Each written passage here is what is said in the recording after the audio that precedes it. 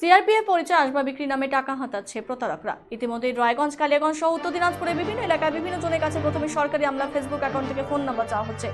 Number দিলে phone আসছে সেই আমলা সিআরপিএফ বা সিআইএফ বন্ধু। পাঠানো হচ্ছে আসবাবের ছবিও। প্রায় কয়েক লক্ষাধিক টাকার আসবাব মাত্র 70,000 টাকার বিনিময়ে ফ্রি হোম ডেলিভারি করার কথা জানানো হচ্ছে। আর এভাবেই টোপ দিয়ে হাতে নেওয়া হচ্ছে টাকা। ইতিমধ্যে জেলা ভূমি অধিগ্রহণ দপ্তরের আধিকারিক অমূল্য সরকার, রায়গঞ্জের মহকুমা শাসক কিংসুক মাইতি, জেলার প্রাক্তন অতিরিক্ত জেলা শাসক অশোক মোদক সহ একাধিক আমলার অ্যাকাউন্ট থেকে এই রিকোয়েস্ট পাঠানো হয়েছে। জেলা সরকারি কর্মচারী, শিক্ষক, ব্যবসায়ী এমনকি সাংবাদিকদের অনেকেই এই প্রতারণায় ফাঁদে পড়েছেন। তবে ইতিমধ্যে আমলারা সহ প্রতারণার ফাঁদে পড়া অনেকেই রায়গঞ্জ সাইবার ক্রাইম থানা সহ প্রশাসনের দ্বারস্থ হয়েছেন। যদিও এই নয়া ফাঁদে চাঞ্চল্য উদ্বেগ ছড়িয়েছে জেলা জুড়ে। এই মাথার থেকে বাইরে চলে গেছে। আমরা এর আগে দেখেছি, চোপড়াতে দেখেছি আধার প্রতারণা, তারপরে দেখলাম আমরা ব্যাংকের পরিচয় দিয়ে ওটিপি দিয়ে প্রতারণা, গ্যাস প্রতারণা, এখন নতুন করে একটা প্রতারণা হচ্ছে WBCS মানে বিডিও এবং কেন্দ্রীয় ফোর্স মানে CISF এর নাম করে প্রতারণা। বিষয়টা আমাদের এখানে বিডিও ছিল অমল দেব সরকার নামে একজন, তার নাম করে আমার কাছে তাদের কাছে SMS আছে মেসেঞ্জারে, যে আমি সেই বলছি আপনার ফোন নাম্বারটা আমাকে দিন, আমার বন্ধু আছে CISF এ, সেখান থেকে ট্রান্সফার হয়ে চলে তো কম দামে তার ফার্নিচার গুলো বেছে দিবে। আমরা সচেতন আছি, দাদারা সচেতন, তো সে আবার সে বিজয় সাথে দেখা করে। অলরেডি এটা প্রায় 2-3 মাস ধরে চলছে।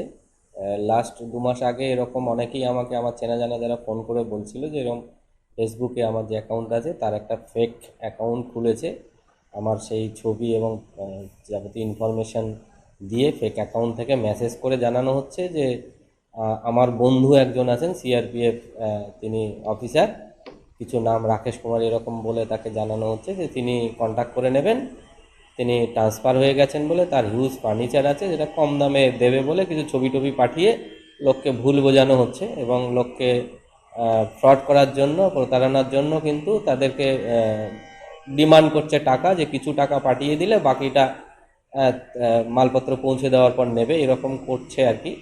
তো এটা কমপ্লেন করার পরে প্রথম সেটা মাস দুয়েক আগে বন্ধ হয়ে যায়।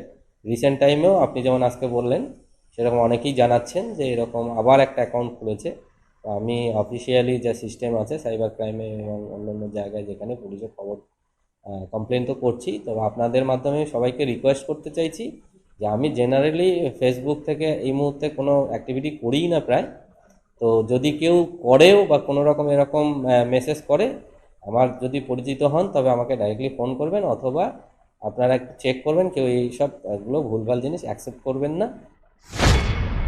আমার কাছে হঠাৎ একদিন মেসেঞ্জারে ওই টেক্সট মেসেজ আসলো, যে বললো আমাদের এখানে যে আগে ADM সাহেব ছিলেন অশোক মোদক, ওনার ফেসবুক থেকে আসলে বললো যে আমার এরকম একজন বন্ধু আছে CRPF অফিসার, ওর ট্রান্সফার হয়ে যাবে, ওর কিছু হাউস হোল্ড ফার্নিচার আছে, ওগুলো সেল করবে, তো তোমার নাম্বারটা দাও, আমি ওই CRPF অফিসারকে দিয়ে দিচ্ছি।